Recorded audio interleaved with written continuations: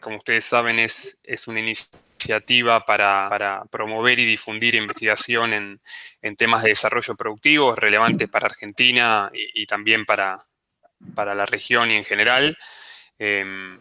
Busca ser un canal que une y que interactúan con diferentes profesionales con un mismo interés en esta área, pero que pueden provenir de distintas escuelas, distintas corrientes de pensamiento, así también como con hacedores de políticas y otros profesionales también que están interesados en estas áreas. Es una iniciativa conjunta de la Universidad de Buenos Aires, la Universidad de San Andrés, la Universidad Nacional de General Sarmiento y la Universidad Nacional de San Martín.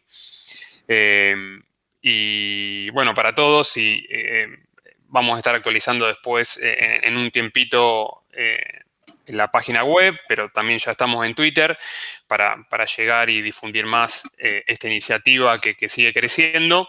Y cuando quieran presentar o tengan algún working paper, algún estudio, algún trabajo en elaboración de alguna de las temáticas que son amplias dentro de este gran paraguas de desarrollo productivo, nos avisan, nos escriben, estamos siempre aquí para darles el espacio también. Y bueno, le paso la palabra rápido a Juanca, que va a presentar a quienes van a estar presentando hoy y comentando. Gracias. Bueno, gracias Lucas. Hoy tenemos para abrir el año una sesión de súper lujo. Va a presentar Paula Bustos. Paula hizo el doctorado en Harvard y desde que egresó se ha desempeñado en España como profesora y investigadora, primero en la Pompeu Fabra y hace algunos años en el CENFI en Madrid. Paula trabaja temas de comercio internacional y desarrollo industrial, si me dejas que lo califique así, Paula. Ha hecho trabajo de alto impacto muy conocido de ella es sobre impacto de la apertura comercial en la adopción de tecnología, particularmente estudiando la experiencia de apertura comercial de los 90 en Argentina, también en la distribución del ingreso. Tiene un trabajo hermoso, clarísimo, sobre mecanismos a través de los cuales el comercio impactó en la distribución del ingreso, y más recientemente ha hecho también un trabajo de altísimo impacto sobre cómo impactó las nuevas tecnologías de nuevos paquetes tecnológicos en la producción de soja en el Cono Sur, particularmente en Brasil, en la expansión industrial. Y bueno, y ahora nos va a presentar un paper relacionado con ese, donde ya no solo se pregunta sobre expansión industrial, sino qué tipo de expansión, en particular si viene acompañado de innovación. Paula es una economista de delicatessen. Tiene muy pocos papers y todos son excelentes. Así que tenemos el lujo de que nos esté compartiendo hoy uno de sus nuevos papers. Y después vamos a tener a Guido Porto comentando el paper de Paula. Guido es uno de los economistas más distinguidos en Argentina. Trabaja en temas de comercio internacional. En particular ha trabajado mucho en temas sobre cómo el comercio, las exportaciones y particularmente la política comercial afectan el mercado de trabajo. Así que bueno, muchas gracias a los dos. Paula va a presentar 50 minutos su trabajo. Ahí solo les pido que hagamos preguntas solo aclaratorias y dejemos para el final otro tipo de preguntas, aunque ella en la mitad tal vez hace un corte, un break, donde ahí permita un par de preguntas más allá de las aclaratorias, pero bueno, la idea es que al final se hagan las preguntas, el otro tipo de preguntas. Después Guido, 15 minutos va a contestar, va a hacer el comentario, y después vamos a tener tiempo para discusión general. para preguntas generales de la audiencia. Y bueno, les pido tanto a Paula como a Guido restringirse a esos tiempos, así tenemos tiempo después de que el público pueda hacer las preguntas. Bueno, muchas gracias. Sin más, Paula. Gracias, Juan Carlos. Bueno, gracias por la invitación y por la presentación demasiado generosa. Bueno, a ver, estoy muy contenta de que me hayan invitado a presentar este trabajo acá. Como cuenta Juan Carlos, es un tercer trabajo, ¿no?, dentro de una agenda donde miramos la relación entre las nuevas tecnologías agrícolas y el cambio estructural.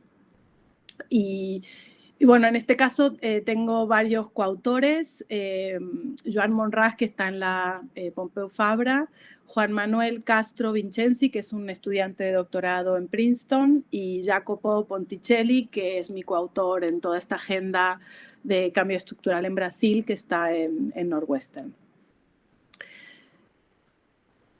Un poco, para empezar, les voy a hacer un breve resumen, ¿no?, de qué es lo que hacemos en este trabajo, empezando por la motivación. El punto de partida es esta idea de que la reasignación de trabajadores desde el sector agrícola hacia el sector industrial es fundamental para el desarrollo económico. Y esta visión se basa principalmente en dos argumentos. El primero es que el proceso de transformación estructural puede traer ganancias estáticas, en el sentido de ganancias en el nivel de producto o de ingresos, si la productividad de los trabajadores es menor en el sector agrícola que en el sector industrial. Bueno, y hay alguna evidencia en varios países en desarrollo, ¿no?, de que este es el caso. Por otro lado, este argumento o esta idea también se basa en la observación de que la industrialización puede conducir a un crecimiento más rápido si el sector manufacturero se caracteriza por economías de escala y una difusión rápida del conocimiento. Sin embargo, no hay evidencia empírica o hay muy poca evidencia empírica sobre estas ganancias dinámicas. Y lo que intentamos hacer en este trabajo es buscar esta evidencia estudiando el proceso de transformación estructural en Brasil. Digamos, la principal conclusión o lo que vamos a sacar del análisis de datos principalmente es que estas ganancias dinámicas o de crecimiento no dependen solo del tamaño del sector industrial, sino van a depender también de la composición de este sector. Y en particular, ¿qué industrias absorben a los trabajadores agrícolas? Va a ser importante para el crecimiento de largo plazo.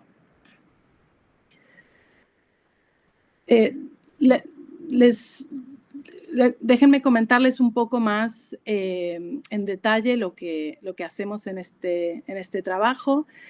Lo primero que vamos a hacer es usar la legalización de la soja transgénica en Brasil en el año 2003 como un experimento natural. Esta tecnología, bueno, como seguramente saben por Argentina, ahorra mano de obra. En especial vamos a mostrar que ahorra mano de obra no calificada y lleva a la expulsión de muchos trabajadores agrícolas o disminuye la demanda, ¿no?, por trabajo no calificado en el sector agrícola y eso disminuyó el empleo de este tipo de trabajadores en ese sector. Otra característica de esta tecnología es que tiene efectos heterogéneos en áreas con diferentes tipos de suelo y clima.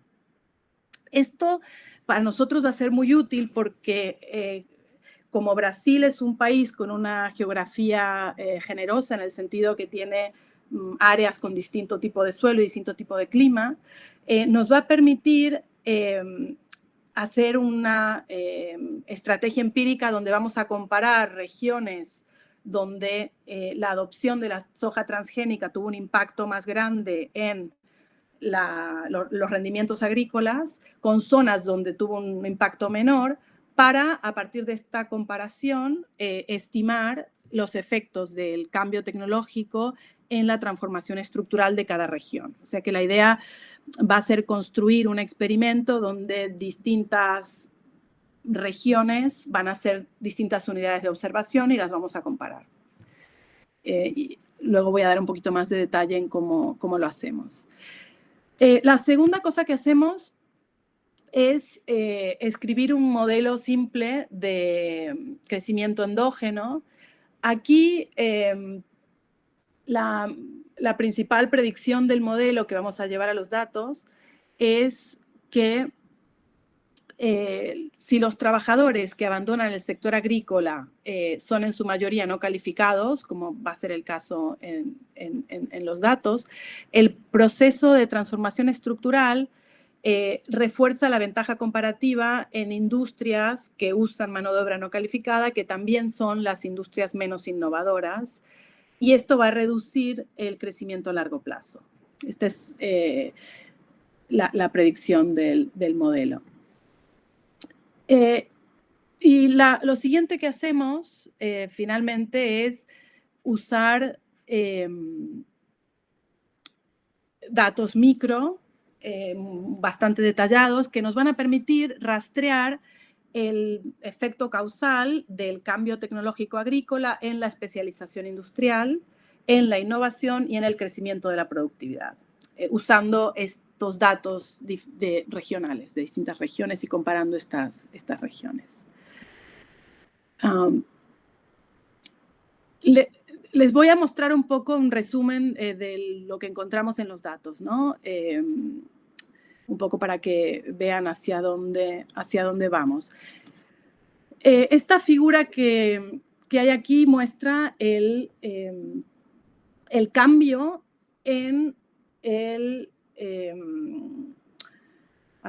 la composición sectorial del empleo sería, ¿no? El cambio en la composición sectorial del empleo entre los tres sectores de la economía, agricultura, manufactura y servicios, que ha sido, según nuestras estimaciones, causado por el cambio tecnológico. ¿Okay? Para tener una idea, en el periodo inicial, que es el año 2000, el sector agrícola tenía, bueno, a ver, aquí estamos mirando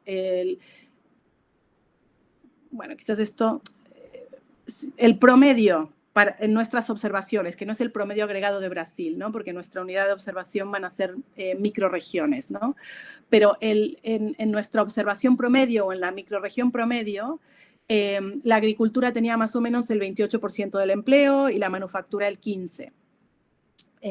Y a causa de este cambio o la adopción de la soja transgénica, si comparamos regiones que están a un desvío estándar en términos de cuánto aumentó la productividad agrícola por la adopción de la soja transgénica, vemos que en estas regiones hubo una caída en el porcentaje de empleo en el sector agrícola de 2 puntos porcentuales y medio, y un aumento en el porcentaje de empleo que estaba en el sector manufacturero de también casi 2 puntos porcentuales, ¿no?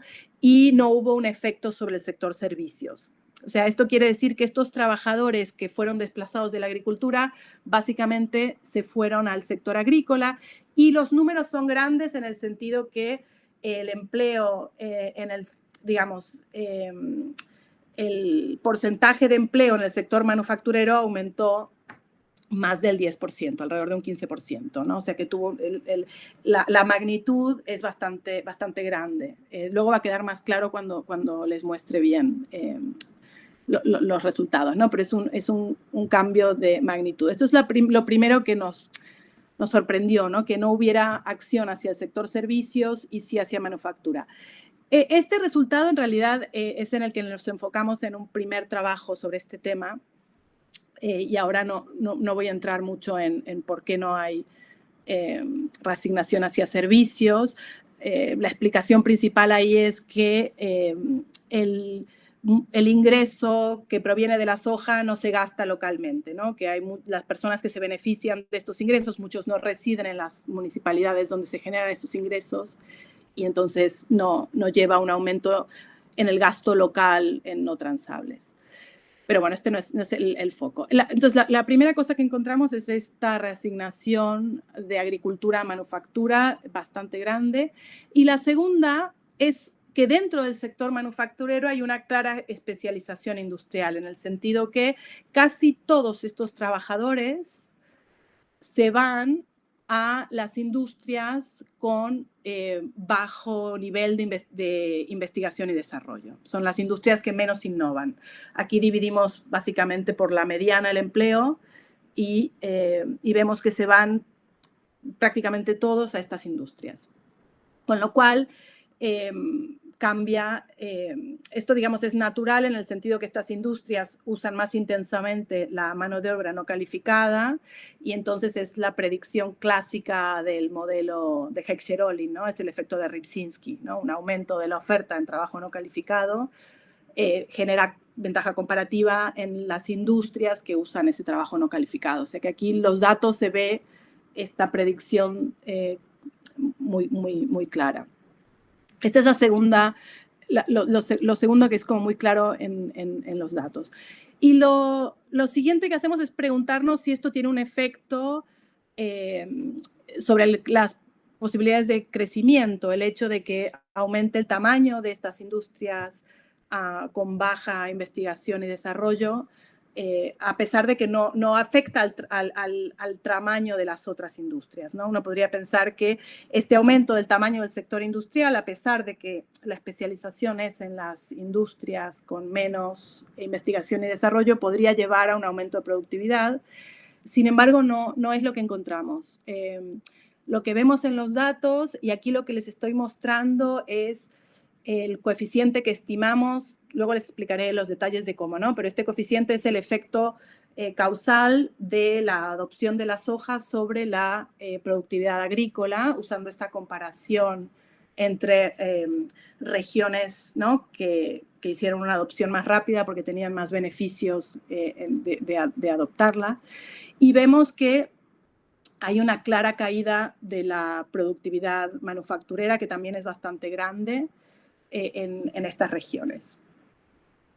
Y finalmente miramos qué pasa con la innovación. Para esto tenemos que construir una medida nueva de innovación, básicamente porque como estamos estudiando estas microregiones, tuvimos que construir una medida nueva que nos permitiera hacer esta comparación geográfica. Y lo que vemos es que hay en estas industrias que antes eran las más intensivas en investigación y desarrollo, hay una caída bastante fuerte del gasto en investigación y desarrollo. ¿Okay? Entonces, eso explicaría en principio esta caída de productividad manufacturera, ¿no? Que el hecho, o sea, lo que nos parece interesante de esto es que el hecho de que, aunque las industrias intensivas en investigación y desarrollo no se hacen más pequeñas, sino que mantienen su tamaño, el hecho de que crezcan las industrias menos innovadoras, bueno, parece atraer recursos de innovación fuera de las industrias más innovadoras. Entonces vemos que estas bajan su nivel de innovación. Y esto es un poco todo lo que voy a tener para decir. Sobre la literatura, bueno, hay como 3 literaturas relacionadas, ¿no? Con el trabajo este. Una es la de transformación estructural, que estudia esta transición entre agricultura y manufactura o servicios. La teoría del crecimiento endógeno, que estudia cómo, bueno, los distintos incentivos para hacer investigación afectan la tasa de crecimiento de los países. Y las teorías sobre cómo el cambio tecnológico afecta a la demanda de trabajo.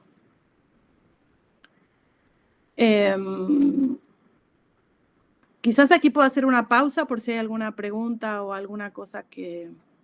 Ahora voy a explicar todo en detalle, ¿no? Pero quizás en este punto... Yo tengo una pregunta. Sí. No entendí si se desacelera el crecimiento de la productividad o cae el nivel de la productividad. Sí, no, esto es importante. Ahí, lo que encontramos es que, digamos, la manera más correcta de decirlo, que no es como lo dije, es que en las regiones que adoptan la soja transgénica, digamos, hay un crecimiento más lento de la productividad. No es que cae, sino que crece menos. O sea, es comparativo con las otras regiones. Ok. Aquí estas estimaciones van a ser comparativas, ¿no? con otras regiones. Yo la pregunta que te haría, Paula, es Sí.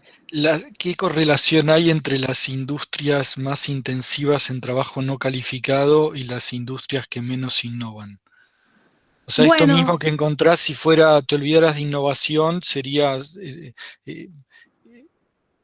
es solo una manifestación de que se expandieron las que son más intensivas en trabajo no calificado, ¿no? Sí, exacto. Sí, exacto. O sea, exacto, se expanden estas industrias, pero no es, el efecto que encontramos no es composición. No es solo un efecto de composición en el sentido que ahora la productividad es menor porque se expanden las industrias menos productivas. Lo que encontramos es que hay una caída de productividad dentro de las industrias con más R&D y dentro de las industrias con menos R&D. Después lo voy a mostrar, ¿no? Que es un efecto dentro de las industrias y que las industrias que hacían más R&D ahora hacen menos. Hay una bajada de la inversión en investigación y desarrollo en estas industrias. O sea que no es un efecto de composición, sino que hay menos incentivos para invertir en investigación y desarrollo, es como lo interpretamos nosotros, porque ha crecido esta otra industria.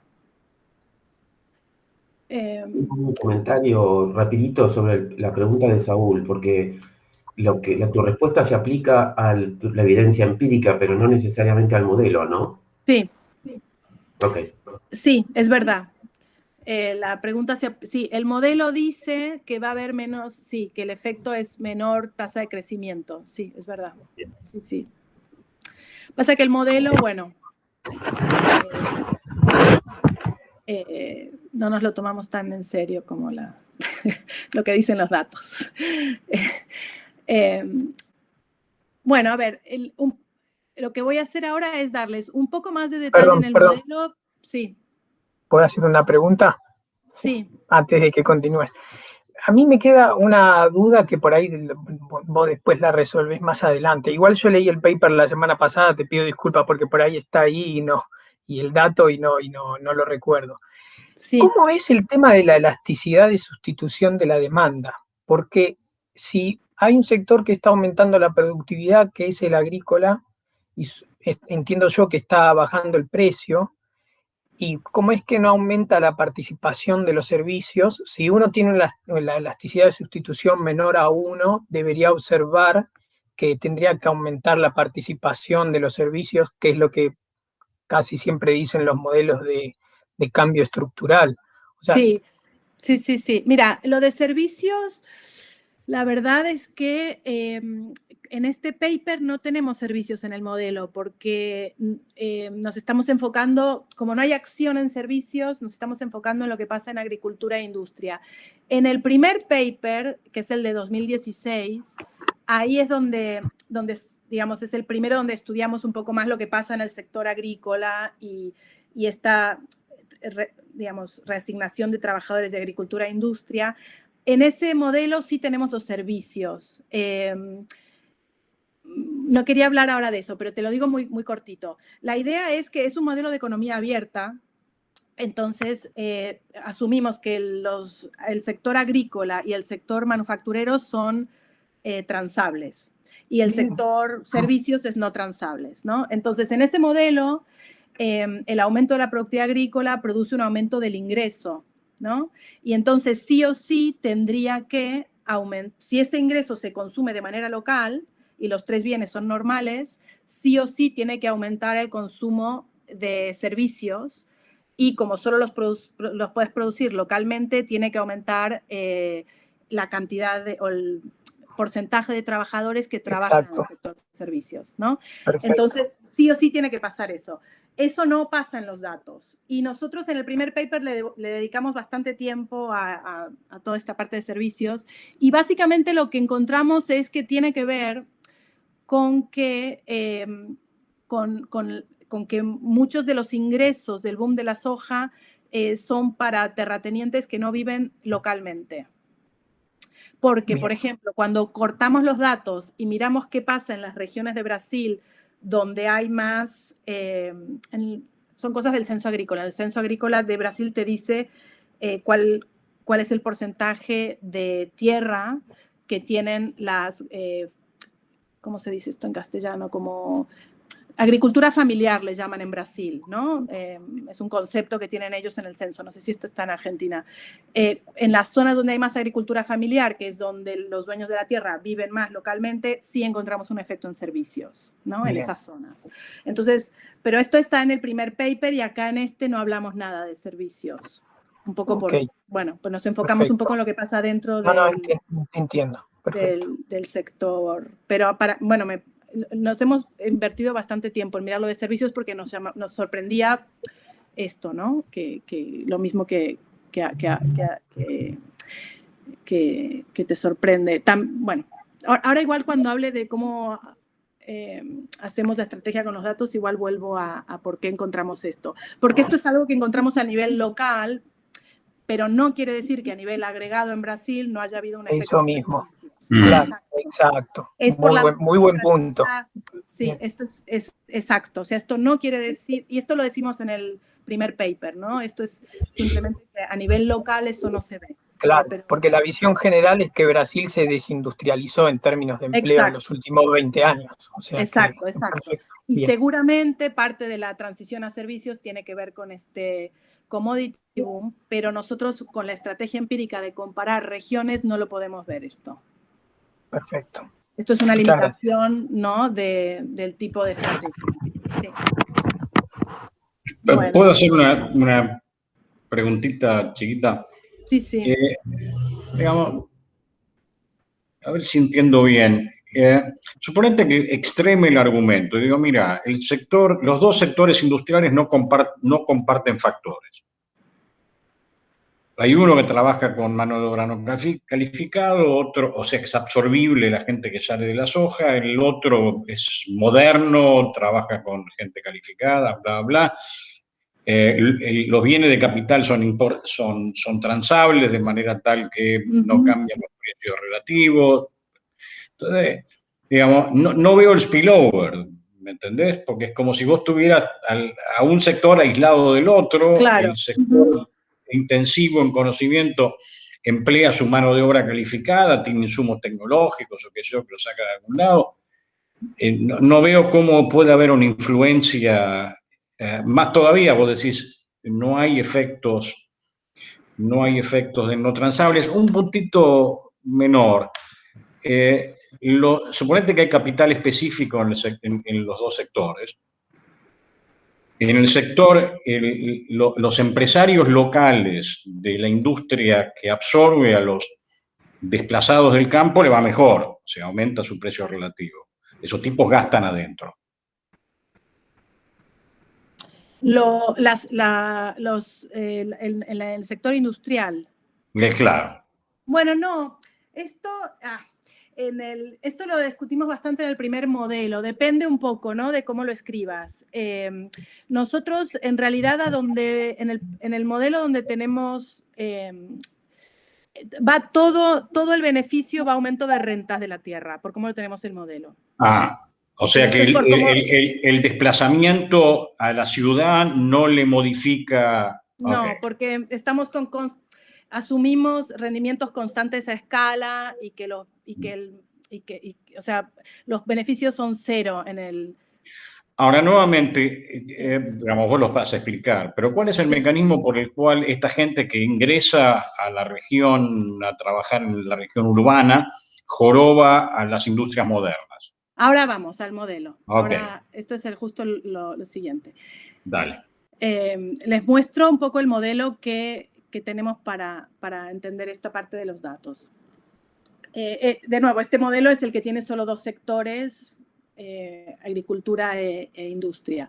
Entonces, la idea es un modelo de Heckscher-Ohlin, de una pequeña economía abierta con crecimiento endógeno. ¿Cuál es la unidad de observación en la que pensamos en este modelo? Piensen en una microrregión de Brasil, ¿no? Que es una región, luego les mostraré un poco bien en el mapa, pero son regiones pequeñas, ¿no? Imagínense una región dentro de Brasil. Entonces, la idea es que está el sector agrícola, primero. Este sector tiene una función de producción de elasticidad, de sustitución constante. Aquí lo importante es que usa trabajo y tierra, ¿no? Esto es trabajo y esto es tierra. Lo demás, bueno, son parámetros de productividad de cada uno de los factores. Y el trabajo lo podemos pensar como también que se compone de dos, ¿no? Es un agregado de dos tipos de trabajadores. Estos son trabajadores no calificados y estos son trabajadores calificados. ¿Okay? Entonces, la manera que modelamos aquí la adopción de la soja transgénica va a ser un aumento en la productividad de los trabajadores calificados. ¿Okay? La idea es, bueno, que como saben, la soja transgénica permite eliminar una parte del proceso de producción, ¿no? Que no hace falta arar la tierra porque directamente se planta sobre el residuo de la cosecha anterior y al poner el herbicida, esto mata todas las hierbas excepto la soja transgénica. Y esto ahorra toda una primera parte del proceso de producción que es la más intensiva en trabajo no calificado, que es la de arado y de quitar las hierbas. Y aumenta la productividad de los trabajadores que pueden manejar un tractor, etcétera, ¿no? Entonces, lo modelamos como un aumento en la productividad de este tipo de trabajadores. Y aquí, algo que mostramos en el paper que no voy a mostrar en detalle, es que efectivamente esto conduce a una reducción en la demanda por trabajadores no calificados. Para que esto sea cierto, hace falta que los trabajadores no calificados sean sustitutos, o sea, que esta elasticidad sea mayor que 1, que los trabajadores calificados y no calificados sean sustitutos, y la segunda requerimiento para que baje la demanda por trabajadores no calificados es que el trabajo y la tierra sean complementos en la producción. ¿Okay? O sea, que la elasticidad de sustitución entre el trabajo y la tierra sea menor que, la condición es que sea menor que el porcentaje de ingreso que va a la tierra. Esa es la condición, pero está un poco en el paper. Y bajo estas condiciones que son razonables, ¿no? Que necesitas trabajo y tierra para producir en el sector agrícola y que los dos tipos de empleo son sustitutos, este tipo de tecnología va a reducir la demanda por trabajo de mano de obra no calificada. Este sería como el primer paso. El segundo paso es qué pasa con el sector manufacturero. Estos trabajadores que salen de agricultura, bueno, aquí va a haber pleno empleo en equilibrio, entonces se van a ir al único otro sector que hay, que es el sector manufacturero. Este sector va a tener dos subsectores. El sector H, ¿no? Que sería el High Manufacturing, que es el sector que es intensivo en investigación y desarrollo, y L, que es el sector que no es intensivo en investigación y desarrollo. ¿Cómo van a ser las funciones de producción aquí? Van a ser unas funciones de producción un poco tomadas del modelo de crecimiento endógeno de Romer, donde el caso de Romer, el producto usaba trabajo, que sería esta primera parte, y productos intermedios, ¿no? Que es esta segunda parte. Aquí el sector manufacturero va a usar los dos tipos de trabajo, no calificado y calificado, pero va a utilizar el trabajo calificado más intensivamente que el otro sector, ¿no? Que el sector L. Este sector la función de producción es tal que utiliza menos intensivamente la mano de obra calificada. Y la segunda característica es que los dos usan productos intermedios y K, que es como el nivel de conocimiento en la economía, va a decir, ¿no?, cuál es el número de estos bienes intermedios que se utilizan. A un mayor número de bienes intermedios, una mayor productividad, ¿no? Este es un poco el modelo de crecimiento endógeno de Romer. Y la primera característica que vamos a hacer en este modelo, es que las dos industrias van a invertir en estos bienes intermedios, tanto la H como la L, ¿no? Pero hay dos diferencias entre ellas. Primero, que en la industria H, si aquí resuelven un poco el equilibrio, que no lo voy a hacer, está en el paper, un aumento de la cantidad de estos insumos intermedios va a aumentar la productividad. Y además vamos a asumir que esto va a tener externalidades de conocimiento sobre los otros sectores. O sea que aquí el aumento, esto también va a ser más productivo al sector agrícola y al otro sector manufacturero. En cambio, este sector también va inventando productos intermedios, pero estos no aumentan la productividad ni de este sector, porque vamos a dividir aquí por K, ni tienen externalidades sobre el resto de los sectores, ¿no? Entonces, un poco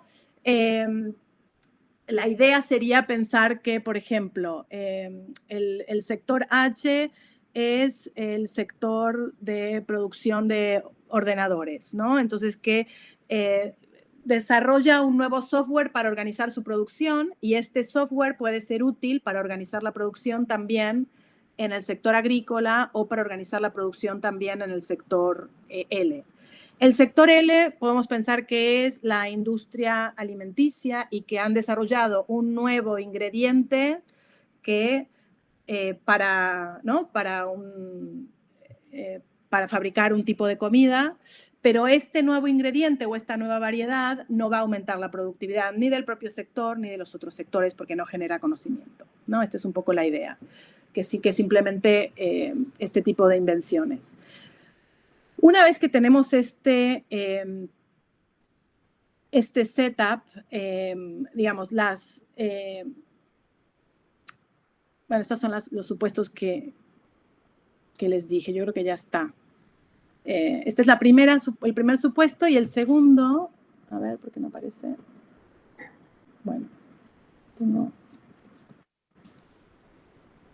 aquí está.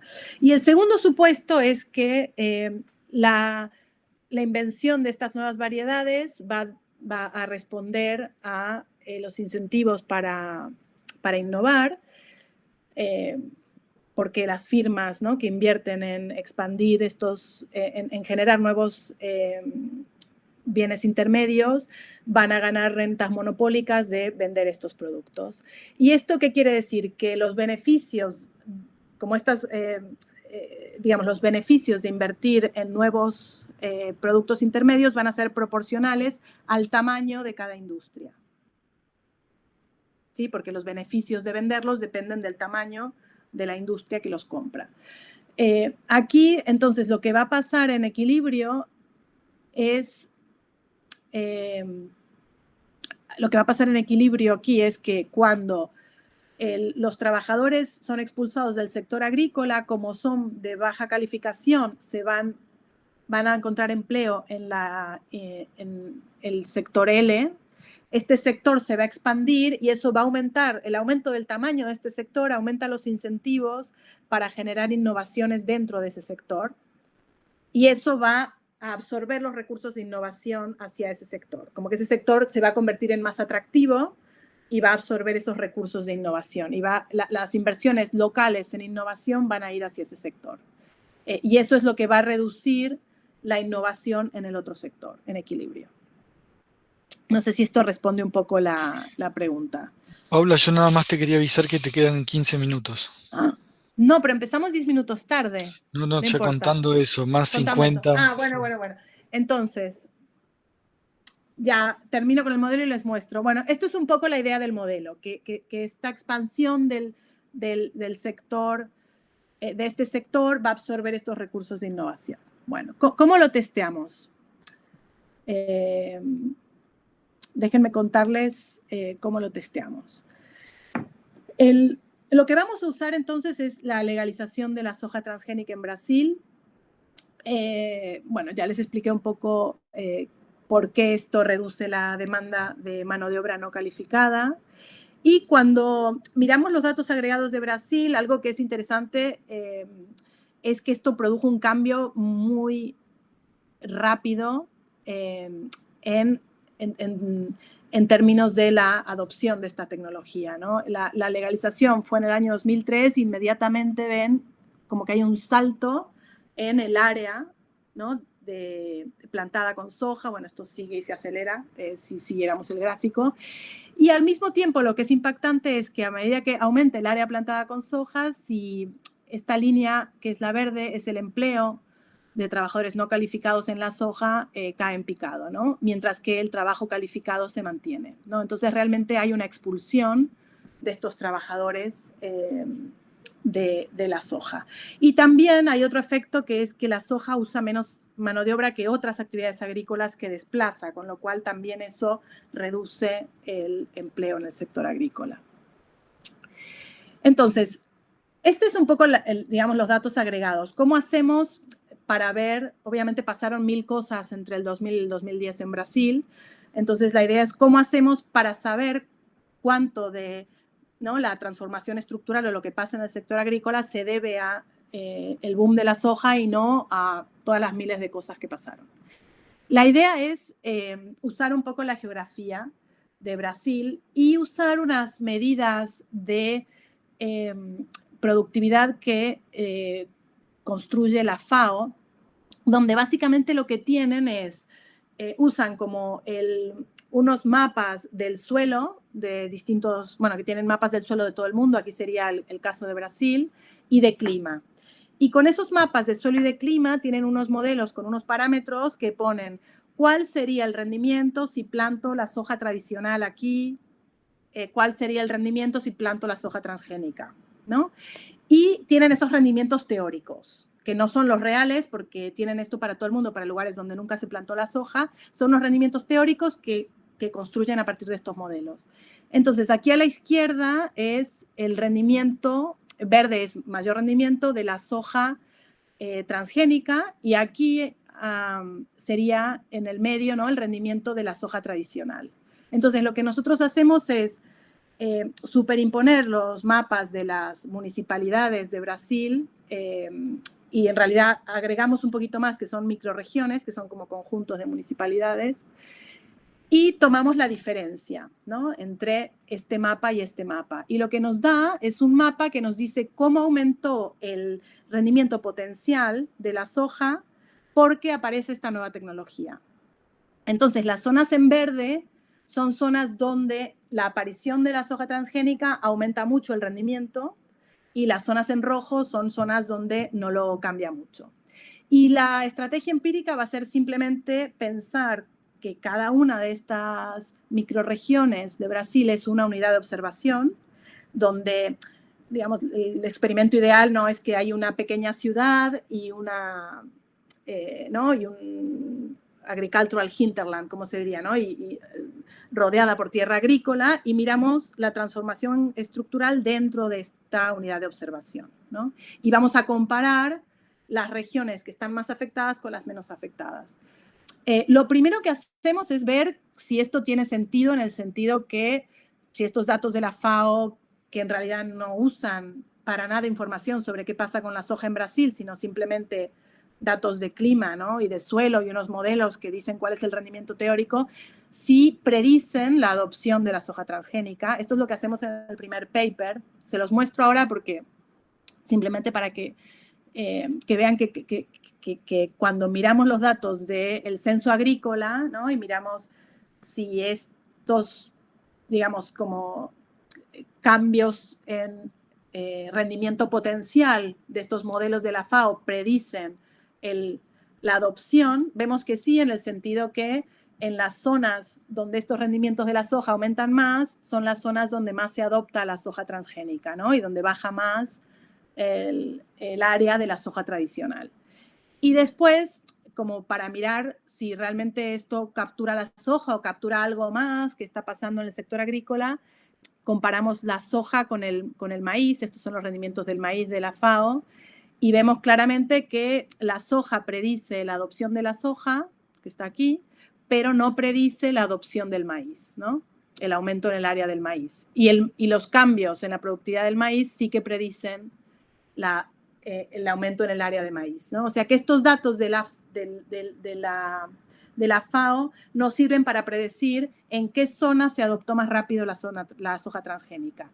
Nos interesa usar los datos de la FAO y no en qué zona se expandió más la soja o no, porque obviamente en una zona que se adopta más rápido la soja transgénica puede ser porque esta zona tiene mejores características, en el sentido que la población es más educada o tiene más dinero para invertir, ¿no? Y puede ser que la industria crezca más en estas zonas por las mismas razones que también son más rápidos a adoptar una nueva tecnología, ¿no? Entonces, en vez de utilizar esto que es la expansión o la adopción de la soja, utilizamos esta medida que es como una medida de cambio tecnológico exógeno en agricultura, ¿no? ¿Cuánto aumentan los rendimientos potenciales si decidieras adoptar esta tecnología que ahora está disponible? Entonces, esto es lo que nos permite hacer afirmaciones causales, el hecho de estar usando este tipo de medida para comparar regiones. Bueno, entonces, todo lo que vamos a hacer ahora va a ser simplemente tener distintas medidas de empleo y de todas las variables que queremos mirar y relacionarlas a nivel de estas observaciones y relacionarlas con este cambio en la productividad teórica por la adopción de la soja transgénica. Bueno, que vamos a usar 3 tipos de datos, ¿no? Primero, de empleo, vamos a usar los censos de población y los datos de la seguridad social. Para innovación, vamos a usar el PINTEC, que es la encuesta de innovación de Brasil, que bueno, es igual que la que hay en Argentina, es muy parecida. Y luego vamos a usar también los datos de seguridad social para armar una medida de innovación que tenga más variación espacial. Y finalmente vamos a usar la encuesta industrial anual para mirar productividad. Entonces déjenme mostrarles los resultados. Este es el primer resultado que ya habíamos comentado, que esto lo miramos con los datos del censo de población. Y encontramos este efecto, ¿no?, de caída del empleo.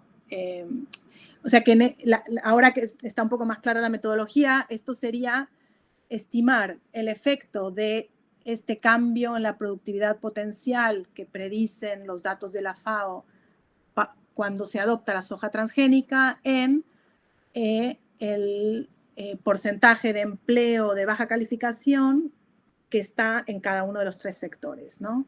Y vemos entonces que las zonas donde el cambio tecnológico aumentó más el rendimiento potencial agrícola son las zonas donde más bajó el empleo en agricultura y más subió el empleo en manufactura.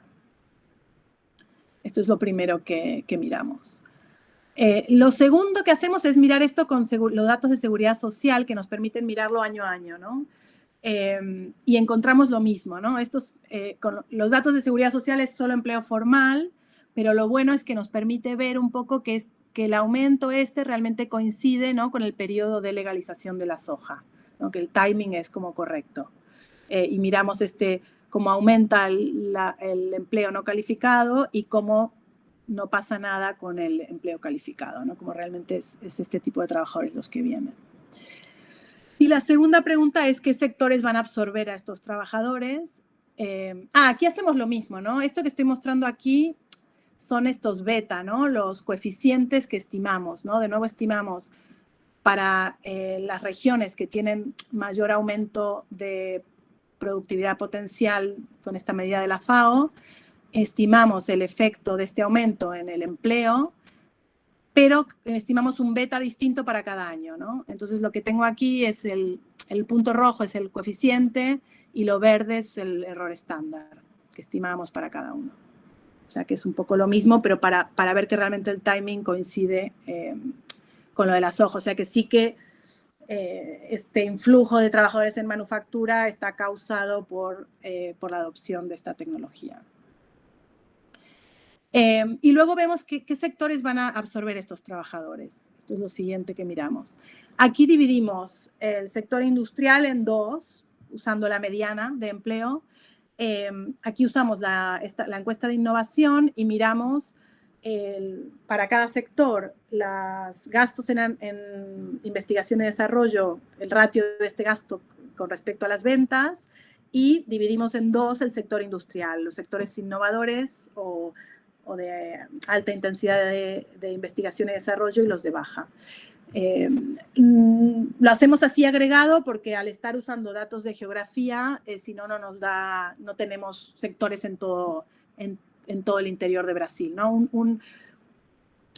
Sí, o sea, un punto que es importante aquí, que como estamos usando unidades de observación pequeñitas, estas microrregiones, para tener los dos sectores industriales por todos lados, no podemos ponernos a trabajar a nivel de cada sector, ¿no? Hicimos este agregado.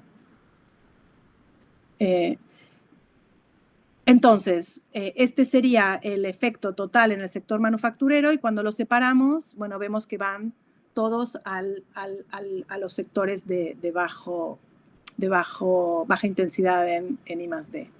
¿Cuáles son las implicaciones de esto para el crecimiento, ¿no? Hasta aquí, esto es un efecto de Rybczynski, ¿no? Que los trabajadores van a ir al sector con menos mano de obra.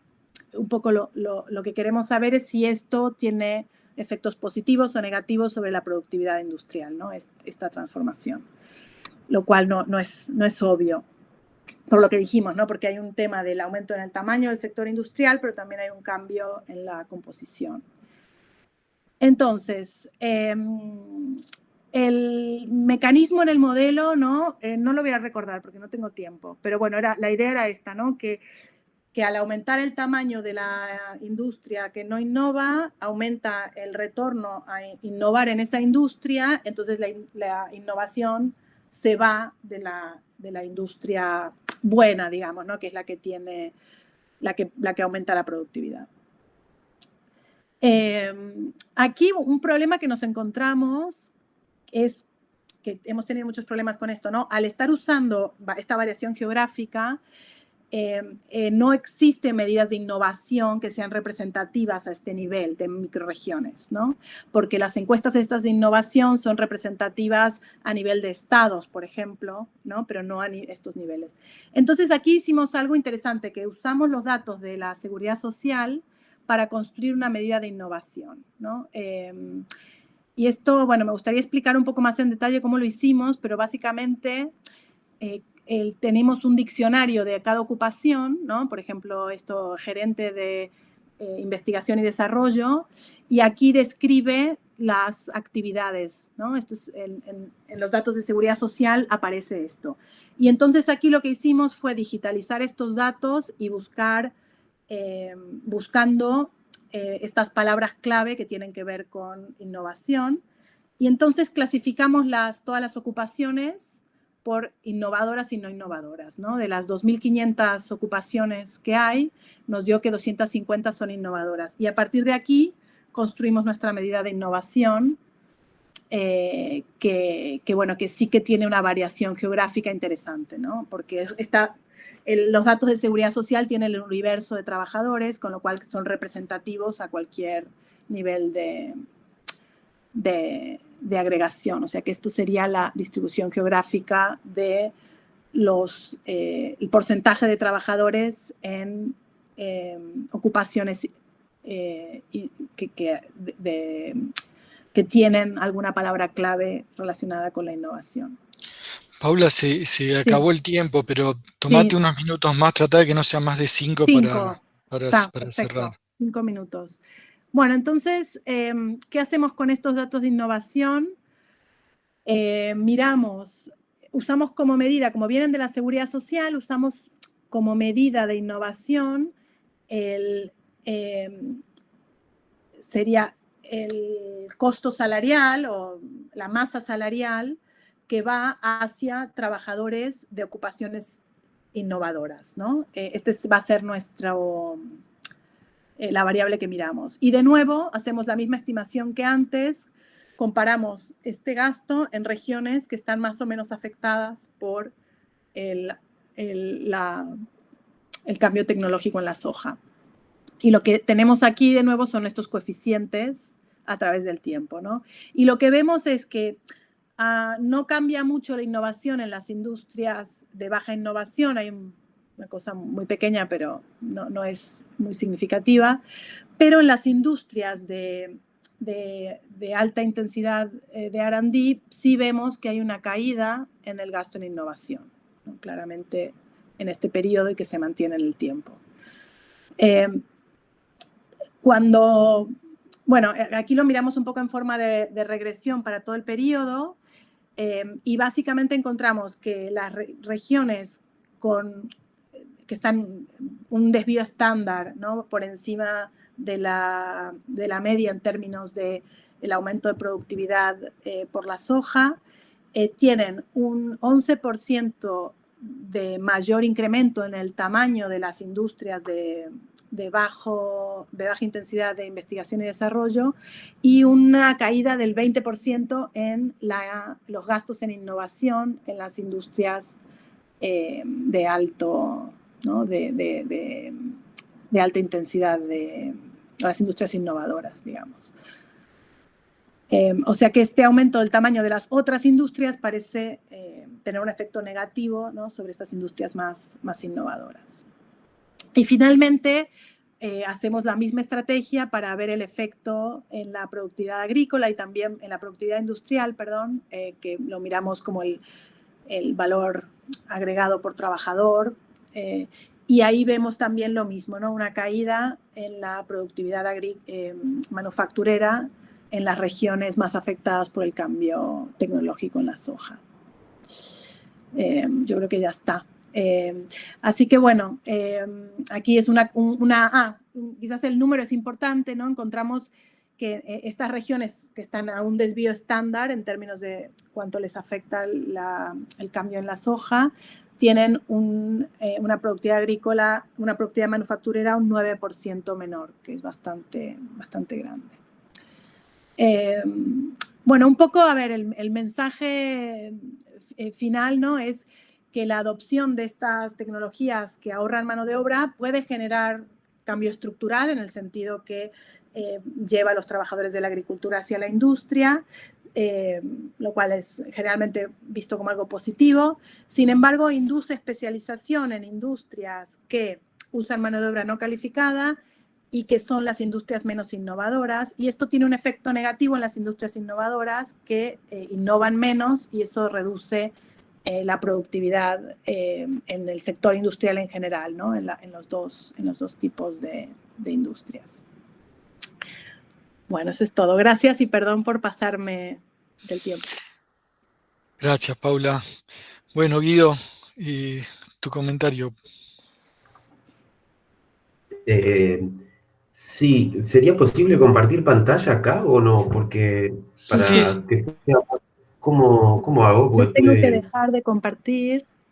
Claro, ahí estamos. Bien.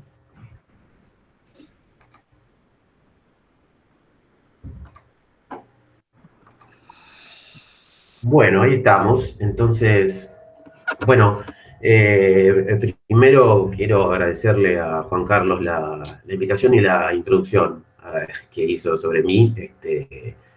Y lo que tengo son unos comentarios. En realidad voy a tratar de compensar un poco para que podamos participar todos, porque uno podría hablar una hora entera sobre el paper, de todo lo que ofrece. Así que, nada, voy a hacer algunos comentarios así, medios desorganizados, y después capaz que podemos discutir más profundamente algunas de las cosas. Tengo un breve resumen, aunque ya lo acaba de decir Paula en su presentación, pero creo que es interesante resaltar la premisa, ¿no? Porque es como un twist a los modelos de los resultados de cambio estructural, en donde ahora tenemos esta posibilidad de que el cambio estructural tenga algún efecto adverso sobre el crecimiento manufacturero. Así que esa premisa, bueno, es interesante, creo que está bien elaborada en el paper, y no solamente entonces tenemos el modelo, que es un modelo de crecimiento endógeno donde se ven estos mecanismos, sino que tenemos fundamentalmente, como dijo Paula, creemos más en los, en los datos que en el modelo per se, ¿no? Donde tenemos el test empírico, donde observamos que las predicciones así que nos ofrece la teoría, bueno, por lo menos, no sé si se confirman, pero sí encuentran cierto sostén en la evidencia empírica para Brasil después de la soja de Monsanto que se adoptó en los 2000, entiendo, un poco después que en Argentina. Quiero resaltar el tema digamos, de que el paper presta atención a los mecanismos, no es nada más, digamos, como el efecto, sino que además tenemos esta idea de mirar las ocupaciones de innovación y construir esa medida, que está bueno hacerlo. Yo tenía pensado comentar que podríamos hacer más una descripción en el paper de eso, pero estuvo en la presentación, así que bueno, me parece que eso está bueno, y lo quería resaltar un poco en mis comentarios. Así que eso está todo muy bien. Tengo, para resumir, hay cosas positivas para decir. El paper me parece que está muy bueno. Dije ya que ofrece un montón de cosas. Gran parte de esto, obviamente, tengo un sesgo porque, bueno, es mi interés personal. A mí me interesa el tema y qué sé yo, pero creo que además la profesión se está ocupando de estos temas. Siempre se ha ocupado, pero hay un montón de papers cuantitativos muy buenos sobre estas cuestiones. Así que el paper contribuye a esta literatura, y además hay un ángulo de política, ¿no? Porque podemos empezar a pensar sobre el cambio estructural que se origina en la agricultura y cuáles son las ramificaciones de esto, sobre todo viviendo acá en la Argentina, que es un país agro, ¿no? Para ver si podemos aprender cosas del paper que podamos después extrapolar a la experiencia no de Brasil, sino a otros casos. Así que voy a decir algo sobre eso también. Bueno, en mis comentarios, un poco desorganizados, como dije, me hubiera gustado ponerlos de manera más prolija, así que voy a saltar capaz de lo que es teoría a cuestiones empíricas, pero bueno, así salió. El primer punto creo que ya me da la sensación de que ya lo charlamos, que era ver sobre los servicios. En realidad no me interesaba tanto el impacto de esta intervención o de este cambio tecnológico sobre los servicios per se, sino modelos de cambio estructural del milenio, ¿no? Donde directamente nos salteamos las manufacturas y pasamos de agricultura al sector servicios mirando hacia el futuro. Pero no tengo nada más para decir que eso, simplemente que me entusiasmó la idea de poder usar modelos de este tipo aplicados a servicios como bienes transables, no necesariamente servicios no transables. El siguiente comentario es, yo diría, ciertas como tensiones, si querés, que uno puede que percibir entre lo que es el modelo y el diseño empírico, y tienen que ver con que si uno puede aplicar, ¿no?, el modelo o algunas de las implicancias del modelo a una unidad observacional que son las microrregiones. Entonces, bueno, la primera observación es si el trabajo es, digamos, como se dice, inmovible entre regiones, no sé si esa es la palabra, pero este es un supuesto que en general de toda esta literatura que hace mercado de trabajo local, digamos, la tiene que adoptar y bueno, estamos un poco cómodos con ese supuesto, me parece que no es gran cosa, pero bueno, es algo que tiene que verificarse en la data para poder aplicar el diseño. Las otras cuestiones que surgen en digamos, en este comentario es si uno puede restringir lo que es innovación a un efecto que se aplique solo a una microrregión, o parecido a eso, si los spillovers que vemos de una industria a la otra,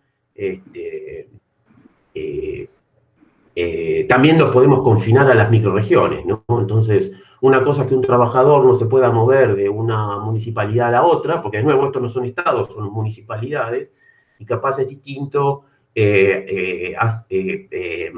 pensar en que uno no puede transmitir la tecnología o las innovaciones con un email, con un WhatsApp o con lo que fuera, de una localidad a otra. Entonces ahí hay como una tensión que no sé muy bien cómo pensarla.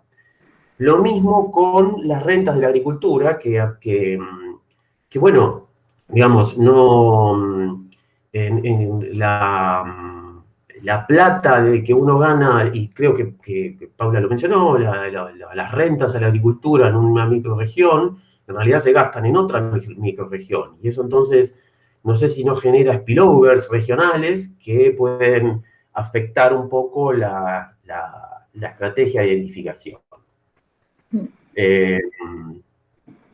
Bueno, 2 o 3 comentarios más sobre el resultado, digamos, sobre las cuestiones la regresión, la especificación. Uno tiene que ver con otros mecanismos de cambio estructural, ¿no? Entonces, por ejemplo, rápidamente, si vas a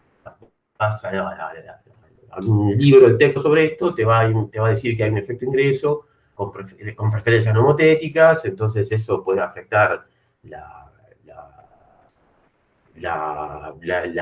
cómo se ocurre el cambio estructural y otro, ¿no? Cambio sobre precios relativos.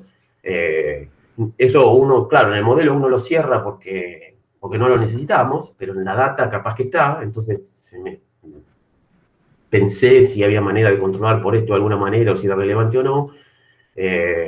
Con respecto a los precios relativos, no sé si es tan aplicable, ¿no? El tradicional agricultura-manufactura, sino el precio relativo contra los no transables, que por ahí pueden afectar lo que pasa en la microrregión. Así que bueno, eso es ahí simplemente para si se puede agregar un par de tablas sobre eso, algún control, una línea en la regresión estaría, una columna, podría estar bueno. Y el otro comentario que tengo sobre la parte empírica sería, bueno, siempre hay que decir algo sobre los instrumentos, ¿no? Porque si no, el instrumento, siempre hay que decir algo de los instrumentos. Entonces yo, lo que tengo para decir acá es una cosa, creo yo, que es que, bueno, el instrumento obviamente como está construido con la FAO, uno podría argumentar que es técnicamente exógeno, pero no necesariamente en términos de la restricción de exclusión, porque podría ser que las regiones en donde la soja transgénica va a tener más efectos son regiones que han tenido en el pasado también más prosperidad, y eso ha llevado, a través de cambio estructural en el pasado, a una distinta posibilidad de industrialización una vez que ocurre el cambio tecnológico. Entonces ahí pensé que uno podía pensar en controlar por ejemplo, el nivel de industrialización de la región o algo por el estilo, como para, bueno, digamos, nada, tener una idea que por ahí sirve para darle más, para que el paper sea todavía más compelling. ¿Ok? Bien. Y termino así con un comentario más, no sé muy bien cómo, en qué enmarcarlo, pero una de las sensaciones que quedan a veces de la literatura, ¿no? Es que como que hay como la industrialización es como el santo no, ¿cómo se dice? Bueno, como que nos interesa la industrialización per se, y si uno, digamos, si lees el paper medio distraído, no es así, pero si lo lees el paper medio distraído, te quedaría la sensación de que uno puede invertir la narrativa y la lógica del resultado y decir, bueno, en realidad si queremos industrializar o que haya crecimiento de las manufacturas en Brasil, lo que podrían hacer los brasileños es prohibir la soja transgénica. O podríamos hacer eso nosotros acá con el argumento de industrializar. Y bueno, y ahí me puse un poco nervioso porque no sé si entiendo que no es el mensaje del paper cuando uno lo lee en detalle, pero sí puede ser. Entonces, lo que pensé, si no se puede usar o ver qué pasa con el crecimiento de la agricultura, con el crecimiento agregado de la microrregión, entiendo que hacer inferencias a nivel agregado no se puede, pero bueno, quería plantear esto, ¿no? Pues si no, por ahí nos ayuda a interpretar bien cómo el cambio tecnológico en la agricultura que necesitamos, si es positivo o negativo, cómo lo evaluamos, ¿no? Así que bueno, esos son más o menos mis comentarios. Ya digo, podría hablar un rato largo más, pero qué sé yo, cosas, si tenemos más tiempo hago más comentarios, pero esos serían mi resumen. Y bueno, me parece que el paper está bueno y me sumo a Juan Carlos en decir que los papers de Paula están todos buenos, así que este no sería la excepción. Bueno, muchas gracias, Guido, buenísimo. Paula, vos si te parece, antes de responder a los comentarios de Guido, si no querés tomar una primera ronda de preguntas y después contestás todo junto, las preguntas y después, si hay tiempo, hacemos una segunda ronda de preguntas. ¿Te parece?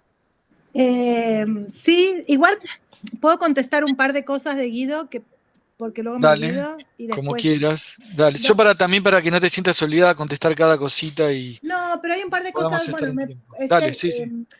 O sea, el último comentario, que está aquí, me parece muy importante, ¿no? Nosotros ahí, en la versión que tenemos del paper, es un poco que miramos una sola cosa, ¿no? En ese sentido, ¿no? De decir, bueno, estamos mirando qué pasa con la productividad industrial, ¿no? Y eso no permite hacer esta pregunta, ¿no? De, bueno, sería bueno para Brasil como prohibir la soja, ¿no? Creo que ahí hay unos beneficios de productividad dentro del sector agrícola, ¿no?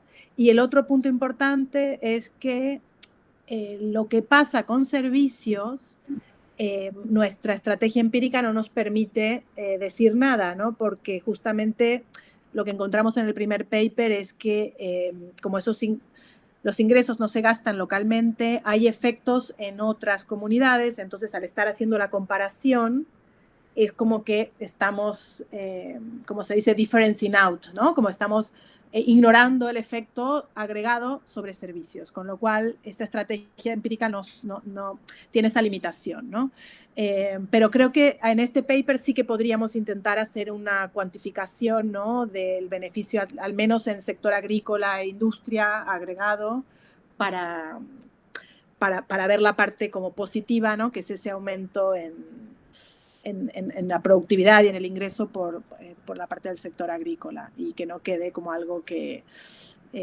una cosa que nos gusta de cómo interpretar esto tiene más que ver quizás con la idea esta, ¿no? En política de desarrollo, ¿no? Que hay como gente que dice, no, hay que invertir, ¿no? Esta idea de que es fundamental la productividad agrícola y que hay que invertir en productividad agrícola porque eso va a generar desarrollo en otros sectores, ¿no?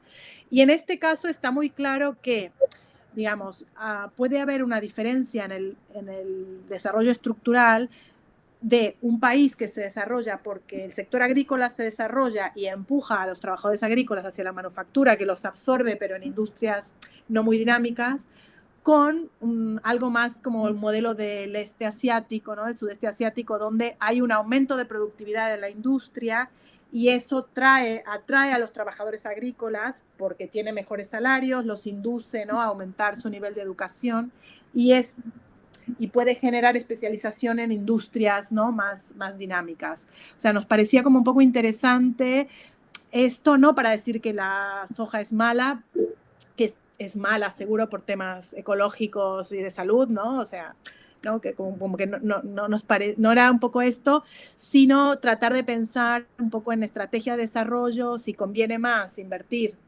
¿no? Los fondos de desarrollo en desarrollar el sector agrícola o en políticas que permitan que sea el sector industrial el que tira, ¿no? Como la política de integración en mercados internacionales o de subsidios a la investigación, etcétera. Nos pareció un poco interesante en ese sentido, ¿no? Que decir que quizás cuando empujan a los trabajadores de la agricultura a la industria no es lo que genera una dinámica más buena. Un poco era eso el mensaje que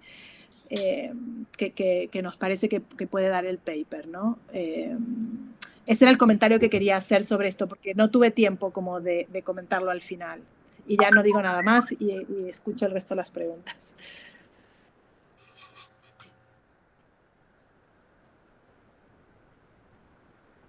Bueno, Lucas, ¿hay más gente? ¿Hay gente que quiera preguntar?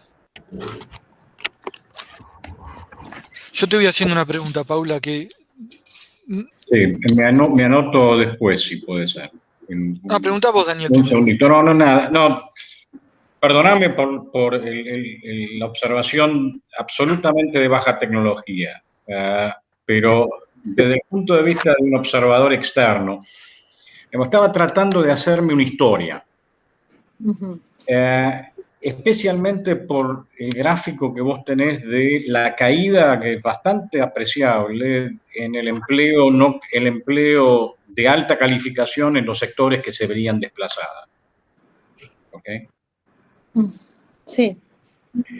Y digo, ahora, de repente veo la agricultura brasilera generando este cambio tecnológico, expulsa mano de obra, perfectamente claro, veo mano de obra de baja calificación yendo hacia las ciudades en Brasil. Lo que me cuesta ver es a las industrias de baja calificación, intensivos en baja calificación, que se expanden, robándoles ingenieros a las industrias de alta tecnología del lugar. ¿Me entendés? Sí. Entonces yo creo que valdría la pena contar digamos, algún caso específico que diga, mira, digamos, estos tipos fueron a la textil y se llevaron ingenieros de la industria automotriz, qué sé yo, cosas por el estilo. Porque si no, te falta este mecanismo de transmisión que me parece crítico para tu argumento.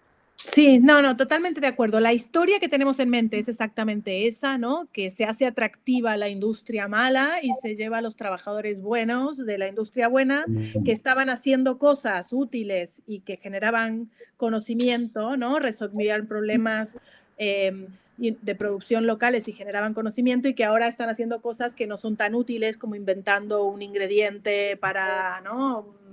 Un aditivo para la industria y ahora lo que estamos haciendo es tratar de hacer lo que dices tú, porque los datos de seguridad social nos permiten seguir a los trabajadores. Nosotros observamos todos los trabajadores.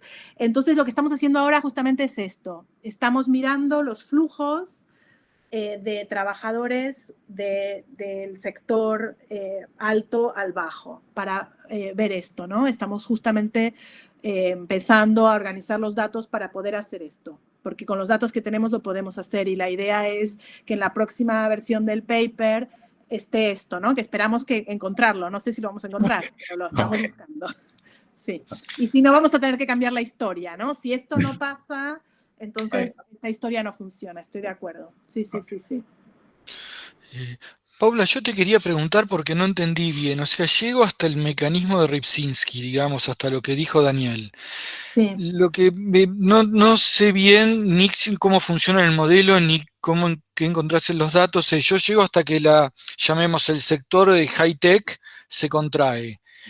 ¿El R&D que se contrae es el agregado o también proporcional al volumen de producción se contrae? O sea, se hace menos intensivo en R&D. Esa es la primera pregunta. La segunda, no estoy entendiendo el mecanismo a través del que sucede eso. O sea, si fuera lo primero, sí, lo entiendo. Es una cuestión de escala, se reduce la industria y la magnitud de R&D general se reduce. Pero si fuera intensivo, esa parte me cuesta entenderla, No, porque no sí, entiendo... Sí. es escala. O sea, es como un modelo de Romer, ¿no? Donde los que inventan nuevas variedades, el incentivo para inventar una nueva variedad es que tenés los beneficios monopólicos de venderlas, ¿no?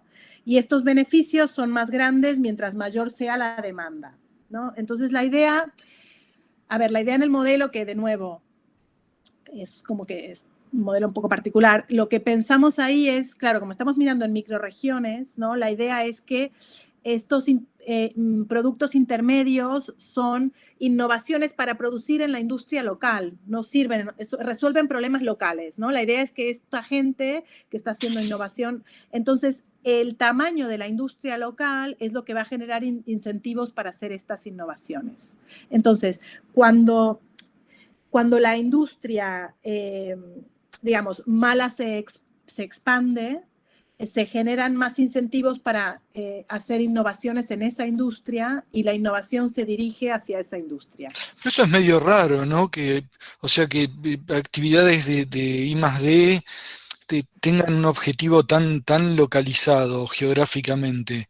A mí esa historia no me suena. A mí me suena mucho más la historia que a Daniel no le suena. O sea, que aún haciendo un sector teóricamente low-tech, necesite gente que haga cosas high-tech, o que, no sé, porque en tus datos no es I+D oficial, ¿no? Vos lo estás viendo también a través de la clasificación de la ocupación de los trabajadores. Entonces no sabés en realidad qué están haciendo. Estrictos en el sentido que estamos eligiendo ocupaciones donde aparece claramente, o sea, nosotros es como que nos atamos las manos porque miramos la encuesta de innovación, cogemos las palabras claves de la encuesta de innovación y esas son las palabras claves que buscamos en el diccionario de ocupaciones, ¿no? O sea, que son todas palabras que definen la innovación en la encuesta, ¿no? Entiendo, pero me imagino que es mucho más amplio esa definición que si tomaras y tuvieras los datos de actividad oficial en un departamento de I+D. No, exacto. Me imagino que es algo mucho más amplio. Son ocupaciones, exacto. Sí, son ocupaciones que tienen esto. O sea que una interpretación es, digamos, que se llevan ingenieros, ¿no? Que se llevan claro, que hacen control de calidad, ponele, o exacto, no sé. De alguna manera son complementarios con estos trabajadores no calificados, ¿no? Esa es una... Lo que pasa es que eso sería un mecanismo estático, más Ripsinski estándar, y no tendría que llevar a una caída en la productividad de la industria. O sea, lo que nosotros necesitamos es algún mecanismo. Ese mecanismo, digamos, no lleva a que caiga el crecimiento de la productividad en las industrias de alta I+D, ¿no? Se harían más chicas, pero no tendría por qué caer la productividad. Para que caiga la productividad, nosotros tenemos que decir que esta gente que se va estaba haciendo cosas que aumentaban la productividad, resolviendo problemas. O sea, yo cuando pienso en estos intermediate inputs estoy pensando es gente que está resolviendo problemas, ¿no? Locales de producción que aumentan la productividad. El ejemplo del software, ¿no? Que han diseñado un software para organizar la producción ahí, en esa ciudad en Brasil, ¿no? Y que ese conocimiento es local. Y esta idea de que hay conocimiento local, en la literatura de economía urbana, por ejemplo, se basa en esto, ¿no? En justamente esta idea, ¿no? De que hay conocimiento local y que se difunde más rápido a nivel local que a través de ciudades. Y eso es lo que explica la aglomeración. O sea, las teorías de aglomeración se basan en estos spillovers de conocimiento a nivel local, ¿no? Entonces, lo que estamos diciendo... Pero acá es a través de productos, es que tenés... no, sí, por eso nuestra idea... nuestra idea de que crean productos intermedios es una manera de decirlo, pero podrías pensar que están resolviendo problemas locales, ¿no? Lo puedes pensar así, ¿no? No literalmente bienes intermedios, porque los bienes intermedios serían transables. Exacto, claro. No serían locales los spillovers, ¿no? Nosotros necesitamos algo que baje la generación de conocimiento local, porque estos lugares están creciendo menos que el lugar de al lado, ¿no? Y por eso el modelo es un poco particular en ese sentido, ¿no? Que estos bienes intermedios son no no transables, que es un poco raro, pero porque no estamos pensando en bienes intermedios de verdad, sino en problemas que esta gente está resolviendo que aumentan la productividad.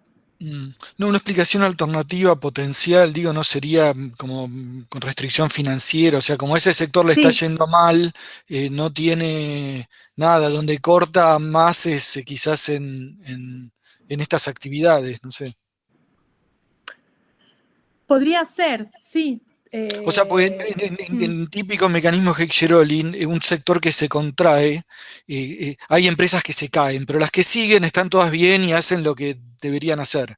Digo en términos generales. Sí. Pero sabemos que en situaciones donde un sector se contrae, no es así y están todas agarrándose, tratando de hacer lo que pueden. Digo, si eso podría estar explicando el dato empírico que encontrás que cae la actividad de I+D en esos sectores. Digo, ya... Sí, el problema es que estos sectores en realidad no vemos que el tamaño en términos de empleo de estos sectores no baja. No se contraen. Es como que se me expanden las industrias locales, digamos, ¿no? menos calificadas y yo innovo menos, ¿no? Y tengo menor crecimiento de productividad. Como que el hecho de estar rodeado de industrias menos productivas a mí ¿no? Y que estas industrias crezcan, a mí me perjudica. Es un poco eso lo que estamos encontrando. Pero de nuevo, creo que el mecanismo sigue siendo un poco misterioso y entender si realmente se están yendo los ingenieros a las otras industrias. Y el modelo, bueno, yo tampoco me caso con el modelo, ¿no? Porque uno puede encontrar distintas explicaciones, o sea, otros mecanismos, ¿no? Que lo puedan explicar. Esto, ¿no? Que se están llevando los ingenieros y que estos ingenieros ayudaban a aumentar la productividad porque ayudaban a adoptar nuevas tecnologías hechas afuera, podría ser el mecanismo también, ¿no? Que no es lo que dice nuestro modelo. O sea que sí, por eso el modelo no es que nos lo creemos tanto, es una manera de organizar los datos, ¿no? Gracias, perfecto.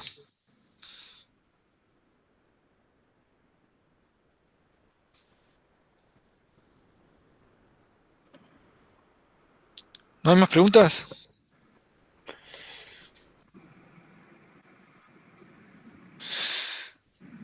Bueno. Creo que no. Paula, buenísimo. Gracias por darnos esta presentación y Guido, muchas gracias también por los comentarios. Si no hay más preguntas, cerramos el seminario y bueno, ya anunciaremos el próximo mes el próximo seminario. Bárbaro, gracias y gracias Guido por todos los comentarios, me los he apuntado. No sé si querés responder algún comentario de Guido que haya quedado sin responder. Bueno, a ver, otro que me parece, digamos, perdón. Son muchos, ¿no? Y todos me parecen interesantes y los apunté para pensarlos y todo. Hay uno que sí me gustaría comentar, que es importante, bueno, hay varios importantes, pero un par de cosas. Una es sobre el instrumento, Guido, que me parece que lo que dices es interesante, ¿no? Decir, bueno, al final, que esto lo miramos. Pasa que el problema un poco es que este es el tercer paper que hacemos con esto de la soja, ¿no? Entonces hay cosas que miramos en el primero y ya no las miramos en este, ¿no? Pero todas estas preocupaciones con el instrumento, en el primer paper hemos trabajado mucho sobre eso, ¿no? Y sí controlamos por el nivel inicial de desarrollo de las regiones, de desarrollo industrial, y mostramos que los coeficientes son muy estables cuando controlamos por esta idea, ¿no? De que las regiones que fueron más afectadas por esta nueva tecnología, igual ya tenían un nivel más alto de desarrollo inicial, y todos estos controles no cambian las estimaciones. Pasa que en este trabajo, como ya lo hicimos en el primero, no lo volvimos a hacer. Pero ese trabajo está en el primer paper. Y luego el otro comentario, lo de la idea esta de asumir que hay local labor markets, ¿no? Que no hay movilidad de trabajo entre microrregiones. Esto, en realidad, también hemos mirado lo de la migración y ahí nos parece, hemos encontrado muy poca migración, básicamente, ¿no? Hemos encontrado alguna migración en el sentido que uno se podría imaginar, que es que en las regiones donde adoptaron la soja transgénica son regiones donde se va la gente a otras regiones, porque, bueno, cae la demanda de trabajo. Entonces es como que hay dos maneras de ajustarse, ¿no? Una es emigrar y la otra es irse al sector industrial, ¿no? O sea que ese margen de la migración lo encontramos también en los datos, ¿no? Bueno, pero hay, digamos que a nivel de municipalidad encontramos migración, cuando lo agregamos a nivel de microrregión encontramos mucho menos migración. Bueno, ¿listo? Bueno. Ahora sí, bueno.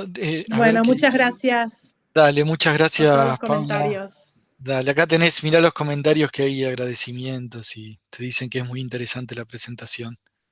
Bueno, Mucha gracias. Bueno, buenísimo. Bueno, Muy bueno. muchas gracias. Hasta Adiós. luego. Chau, chau. Gracias. Hasta la próxima. Chao. Gracias. Próxima.